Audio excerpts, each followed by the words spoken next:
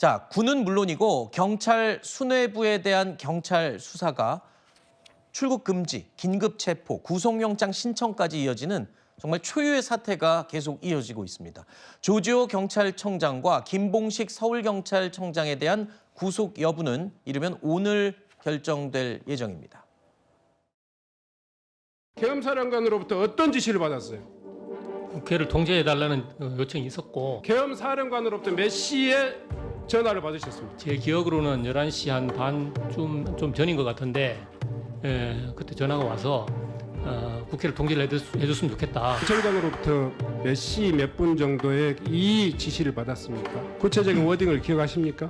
정확한 워딩은 저도 기억하지 못합니다만 전면 통제로 받아들였습니다. 국회의원을 출입을 전면적으로 차단해라 이런 지시를 받았습니까? 전면 통제라는 것이 국회의원을 포함한 통제라고 받아들였습니다. 자, 경찰의 수사 대상이 경찰청장과 서울경찰청장이에요. 정말 사상 초유의 사태이고 이 두 사람 다 지금 오늘 구속영장 실질 심사가 진행이 되는데 일단 첫 번째로 조금 전에 국수본에서 중간 브리핑 발표한 내용을 보면 조지호 경찰청장에 대해서는 증거인멸이 우려가 된다라고 발표를 했어요. 그럼 구속 가능성이 지금 높아지는 건데요. 물론 서울청장도 마찬가지고요.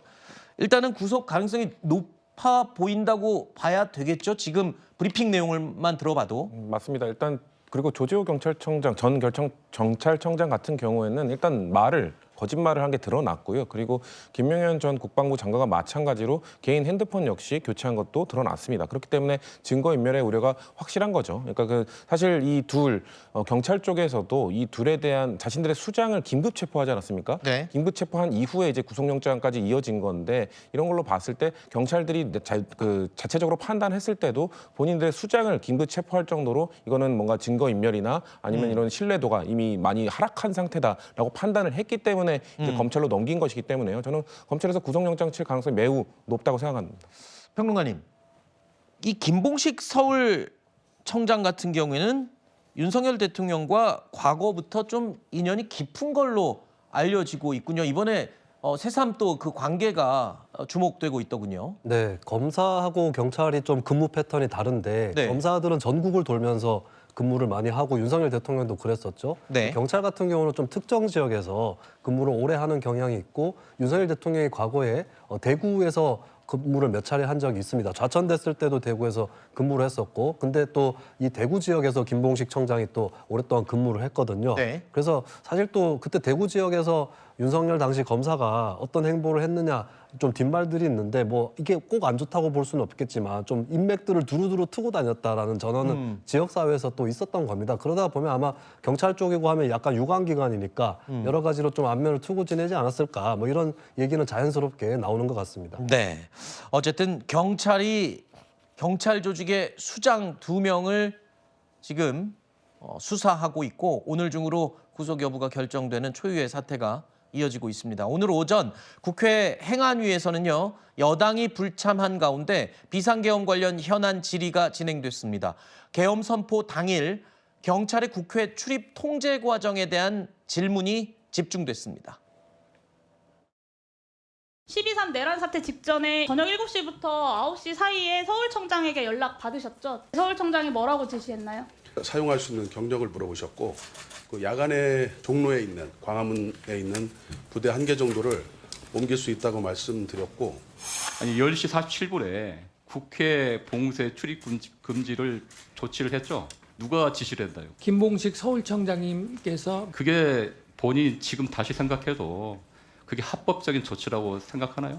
깊이 있게 생각해보지 못했습니다. 예? 그냥 시키는 대로 하는 건가요, 그냥?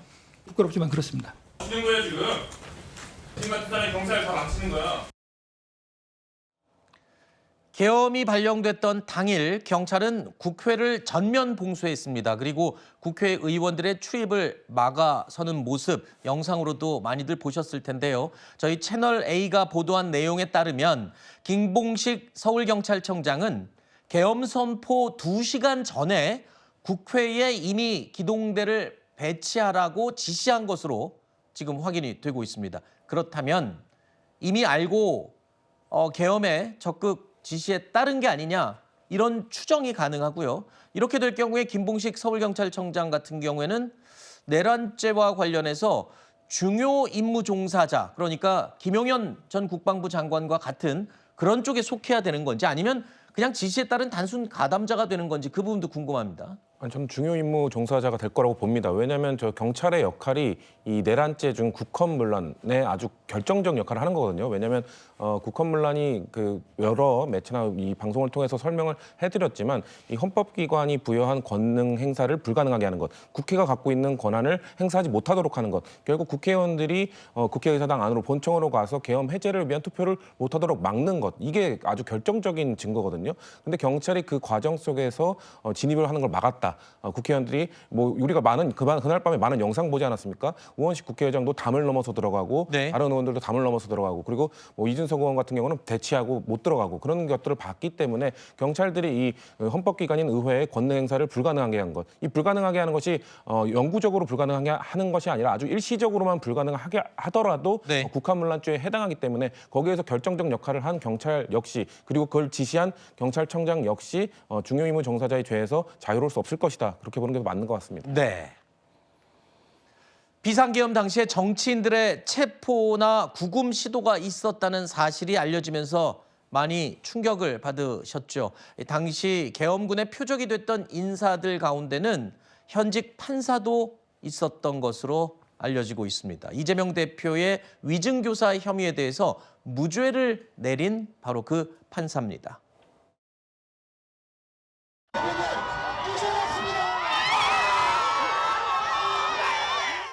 진실과 정의를 되찾아준 재판부에 감사드립니다. 죽이는 정치보다 이제 사람을 살리는 정치를 합시다. 이렇게 정부 여당에 말하고 싶습니다. 네, 고맙습니다. 자, 바로 저 판결 당시에 이재명 대표에 대해서 무죄를 내린 이 판사에 대해서도 계엄 당시에 체포 지시가 있었다. 이런 사실이요. 조지호 경찰청장이 변호인에게 해당 내용을 말하면서 알려지게 된 겁니다. 자, 이 내용이 보도를 통해서 오늘 오전에 알려지자 사법부에서도요, 입장을 냈습니다. 물론 조건을 달긴 했습니다. 이게 사실이라면 심각한 우려가 된다라면서 사법권에 대한 중대한 침해다라고 입장을 밝혔습니다.